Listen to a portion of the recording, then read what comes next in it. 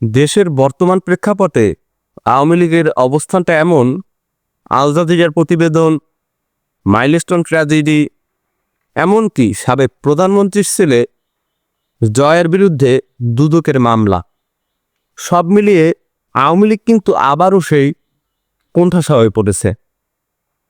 তো এরই মাঝে কিছু কিছু লোকজন আরও বলছে আওয়ামী লীগ ফিরবে, আওয়ামী লীগ আসবি। যারা হয়তো বা জানে, তারা হয়তো বা গণনা করে রেখেছে যে দিনক্ষণ দেখে আওয়ামী লীগকে ফিরিয়ে নিয়ে আসা হবে।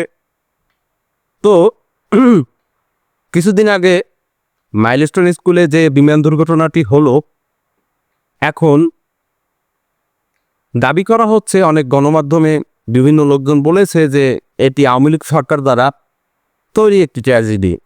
আওয়ামী লীগ সরকার এখানে অতপ্রতভাবে জড়িত। আবার আওয়ামী লীগের লোকজন বলছে ডক্টর ইউনূসের এটি ব্যর্থতা, যে তার আমলে পুরনো বিমান দ্বারা প্রশিক্ষণ হচ্ছে, যে প্রশিক্ষণের ফলে এই দুর্ঘটনাটি ঘটে।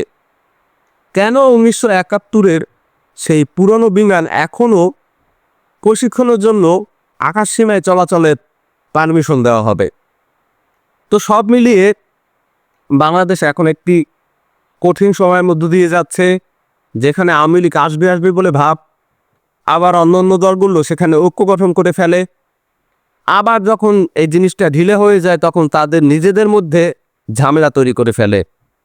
যেমন কিছুদিন আগে দেখতে পেয়েছি জামাত বিএনপির মধ্যে তুমুল সংঘর্ষ, বিএনপি এনসিপির মধ্যে তুমুল সংঘর্ষ, গোপালগঞ্জে এনসিপির উপর যে হামলা, সব কিছু মিলিয়ে বাংলাদেশ একটি নতুন ধারায় যখন যাবে বলে ভাব, তখনই ঘটানো হলো মাইলস্টোন ট্র্যাজেডি। আর যার ফলে সবার নজরটা তখন ঘুরে গিয়ে সেখানেই বসলো। কেন এই বিমান দুর্ঘটনা?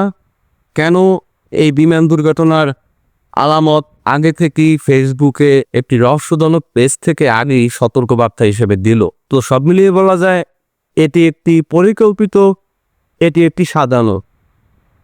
তাহলে কে সাজিয়েছে এই নাটকটা? কেউ কেউ বলছে আওয়ামী লীগকে দমানোর জন্য বর্তমান সরকার এটি ঘটিয়েছে, যাতে এই ঝামেলাগুলো মানুষের সামনে উঠে না আসে। আবার কেউ কেউ বলছে আওয়ামী লীগ সরকারের ব্যর্থতা দেখানোর জন্য এই ঘটনাগুলো ঘটিয়েছে। তো আপনারাই বলুন, এখানে দায়ভারটা আসলে কার? আওয়ামী লীগের নাকি বর্তমান সরকারের? বর্তমান সরকার আকাশসীমায় যদি চলাচলের পারমিশন না দিত পুরনো এই প্লেনটিকে, তাহলে কি এই দুর্ঘটনা ঘটতো? অবশ্যই না। তো এদিক থেকে আওয়ামী লীগের দোষ কিন্তু অনেকটা কম। আবার দেখা যায় আওয়ামী লীগ নিজে ফিরে আসার জন্য এই দুর্ঘটনা ঘটিয়েছে, যার ফলে মানুষজন বর্তমান সরকারের প্রতি আস্থা হারিয়ে ফেলে। তো গত কিছুদিন আগে আল জাজিরা আবার একটি প্রতিবেদন প্রকাশ করে, সেখানে দেখা যায় তারা শেখ হাসিনা ক্ষমতা পূর্ববর্তী সময়ে, যখন তিনি ক্ষমতা হারিয়ে ফেলবেন বলে ভাব, তখনকার তার যে কর্মকাণ্ড সেটি তুলে ধরেছে, তখন তার ভাবমূর্তি কেমন ছিল সেটি তুলে ধরেছে। যার ফলে অনেকেই বলছে এটি আওয়ামী লীগের কফিনে শেষ পেরেক মারার মতো একটি অবস্থা। আবার অনেকেই বলছে আওয়ামী লীগ এখন কেন, আগামী 20 বছরও ফিরতে পারবে না। তো সব মিলিয়ে দেখা যায় বাংলাদেশ আওয়ামী লীগ আবারও কোণঠাসা হয়ে পড়েছে।